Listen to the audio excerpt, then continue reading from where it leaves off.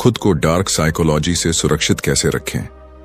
क्या आपने कभी ऐसा महसूस किया है कि कोई व्यक्ति आपको धीरे धीरे कंट्रोल कर रहा है, लेकिन आप यह समझ नहीं पा रहे कि यह हो कैसे रहा है?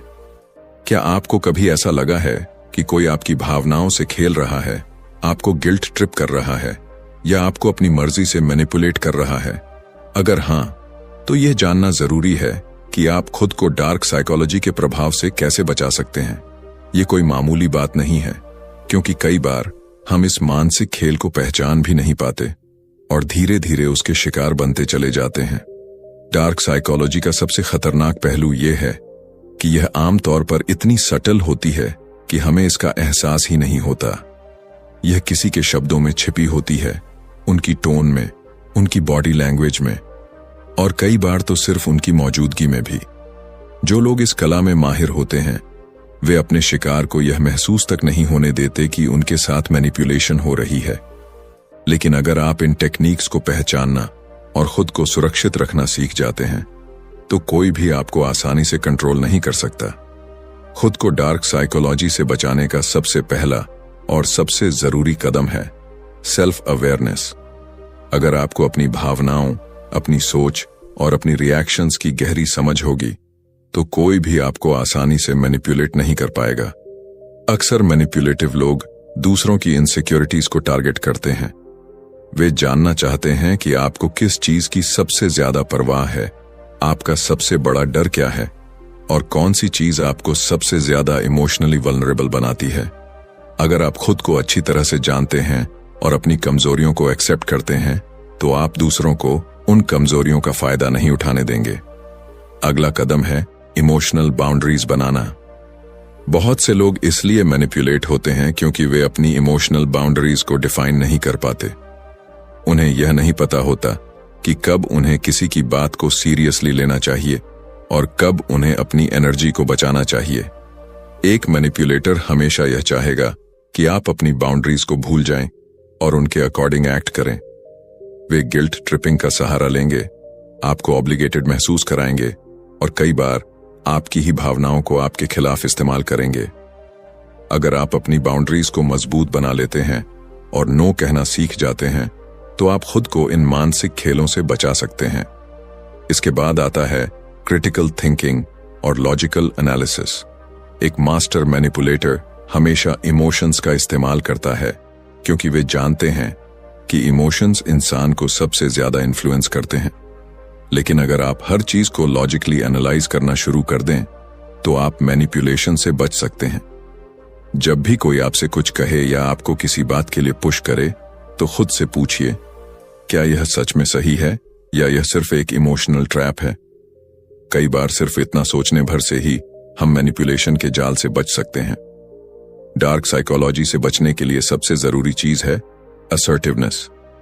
यह एक ऐसा गुण है जिसमें आप अपनी बात को मजबूती से रखते हैं, लेकिन बिना किसी एग्रेशन के। एक मैनिपुलेटिव व्यक्ति तभी ताकतवर होता है जब सामने वाला कमजोर हो। लेकिन जब आप खुद पर कॉन्फिडेंट होते हैं, अपनी राय को साफ तरीके से रखते हैं और बिना दबाव में आए अपने फैसले लेते हैं, तो कोई भी आपको आसानी से मैनिपुलेट नहीं कर सकता। इसके अलावा अपने आसपास के लोगों को समझना भी बेहद जरूरी है। अक्सर जो लोग हमें मैनिपुलेट करते हैं, वे हमारी रोजमर्रा की जिंदगी में ही होते हैं। दोस्त, सहकर्मी, रिश्तेदार या कभी कभी तो हमारे सबसे करीबी लोग भी। वे धीरे धीरे हमें इमोशनल ट्रैप्स में फंसाते हैं और हमें यह एहसास तक नहीं होने देते कि वे हमारे दिमाग के साथ खेल रहे हैं। इसीलिए लोगों के वर्ड्स से ज्यादा उनके एक्शंस पर ध्यान देना जरूरी है। अगर कोई बार बार आपके सेल्फ एस्टीम को गिराने की कोशिश कर रहा है, आपको गिल्ट ट्रिप कर रहा है या आपको मेंटली एग्जॉस्ट कर रहा है, तो यह एक रेड फ्लैग है। डार्क साइकोलॉजी से बचने के लिए सबसे प्रभावी तरीका यह है कि आप खुद को मानसिक रूप से मजबूत बनाएं। इसका मतलब है सेल्फ रिस्पेक्ट, सेल्फ वर्थ और सेल्फ कॉन्फिडेंस को बढ़ाना।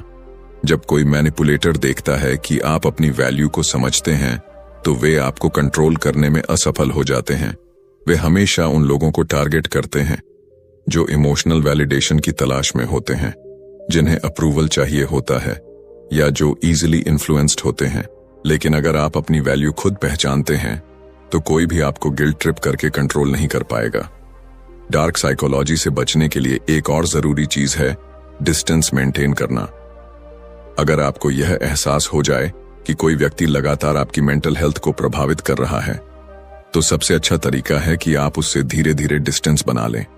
यह हर बार पॉसिबल नहीं होता, लेकिन जहां भी मौका मिले वहां आपको टॉक्सिक लोगों से दूर रहने की कोशिश करनी चाहिए।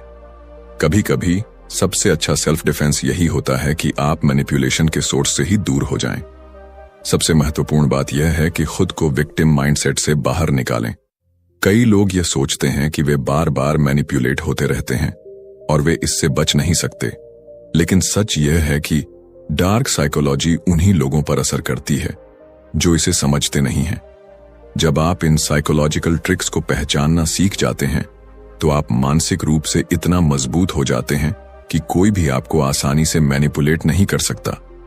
अब सवाल यह उठता है, क्या आप भी कभी किसी के द्वारा मैनिपुलेट हुए हैं लेकिन आपको उस वक्त एहसास नहीं हुआ? क्या आप भी कभी गिल्ट ट्रिप, इमोशनल ब्लैकमेल या गैसलाइटिंग के शिकार हुए हैं? और अगर हां, तो क्या अब आप खुद को बचाने के लिए तैयार हैं? डार्क साइकोलॉजी को हर कोई नहीं समझ पाता, लेकिन जो इसे समझ लेते हैं वे अपनी जिंदगी को पूरी तरह से बदल सकते हैं। अगर आपको ये वीडियो पसंद आई हो तो इसे लाइक जरूर करें और अपने दोस्तों के साथ शेयर करें ताकि वे भी इससे कुछ नया सीख सकें।